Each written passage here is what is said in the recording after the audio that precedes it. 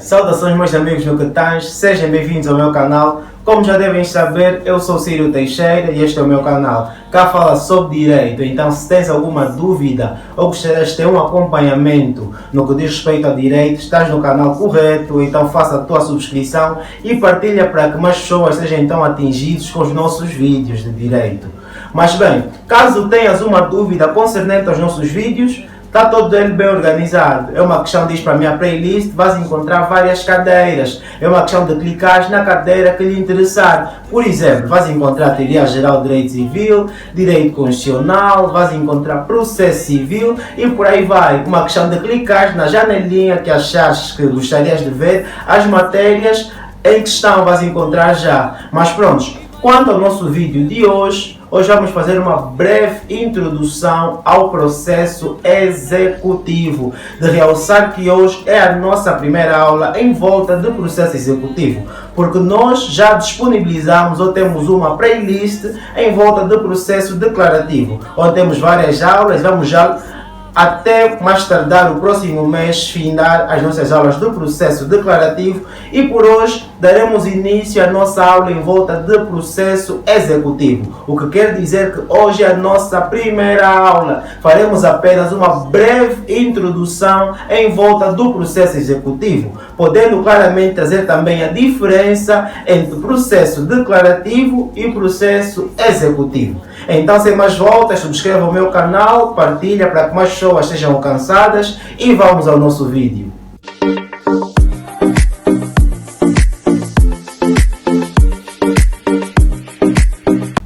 Bem, quanto ao processo executivo, é impossível falarmos do processo executivo sem antes entendermos o que é o processo. Como já temos nossos vídeos anteriores sobre processo declarativo, conseguimos entender que o processo, estamos a falar de um conjunto de atos que são praticados, que têm em vista uma determinada finalidade ou fim. Esse é o entendimento do processo. Podemos ainda entender o processo em sentido técnico-jurídico como sendo um conjunto de atos que têm em vista a justa composição de um litígio por um órgão imparcial e competente. Neste caso estamos a nos referir ao tribunal, que vai então solucionar um determinado conflito. Este é o conceito que podemos tirar de processo em sentido técnico-jurídico. Mas agora, o que é que vem a ser o processo executivo?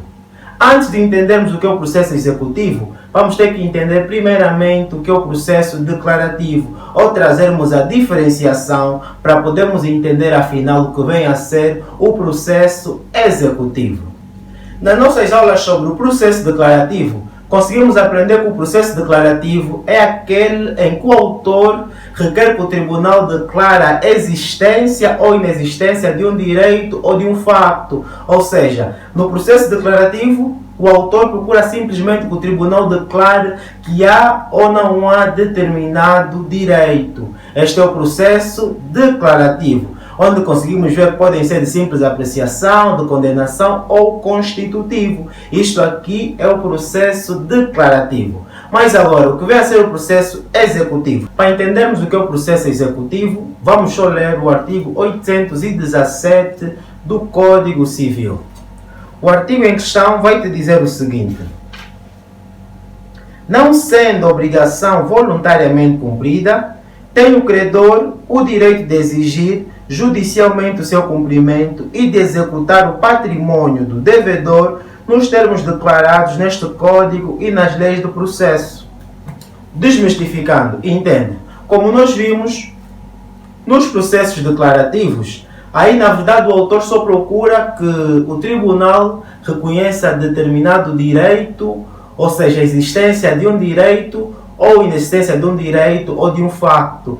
Mais nada, ou seja, aí o autor só procura um dizer do tribunal acerca da sua situação em questão. Já no processo executivo, aí a parte procura um agir, um fazer do tribunal mediante a sua situação. E o que é que deveria ser? Aí vai ser quando o quê?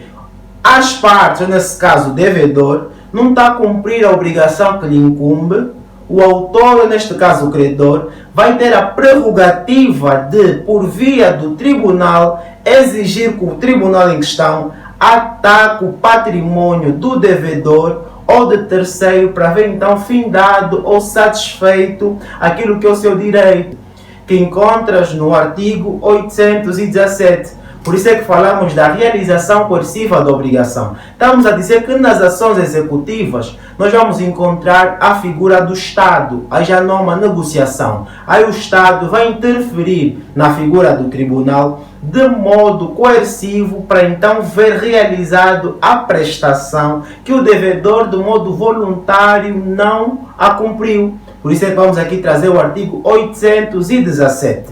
O que devem entender é que nas ações declarativas, como já vimos, busca simplesmente um dizer do tribunal por parte do interessado. Busca que o tribunal diga que sim a este direito, que não a este direito ou este facto.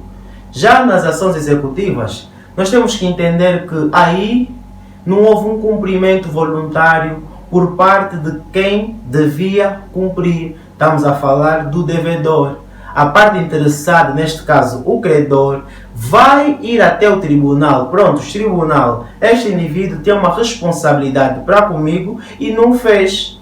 Eu exijo que seja satisfeita este meu direito. Neste caso, o tribunal o que é que vai fazer? Vai atacar o patrimônio do devedor ou de terceiro, se o mesmo tem então colocado como garantia o seu patrimônio, vai ser também executado para ver satisfeito o direito do credor. O que deve-se entender é o seguinte: o processo executivo, no processo executivo aí encontramos a figura do tribunal, ou seja, a figura do Estado, que vai agir de modo coercivo para efetivar este direito do credor que não está a ser cumprido. Como base a isto, encontramos o artigo 817, que tem como ponto alto a realização coerciva da prestação. Aí estamos a falar do Estado na figura do tribunal, porque como vimos, a justiça é monopólio do Estado. Imaginemos, em uma ação declarativa, já foi até o tribunal, instaurou uma ação declarativa e o tribunal reconheceu que realmente ele tem direito sobre determinado bem.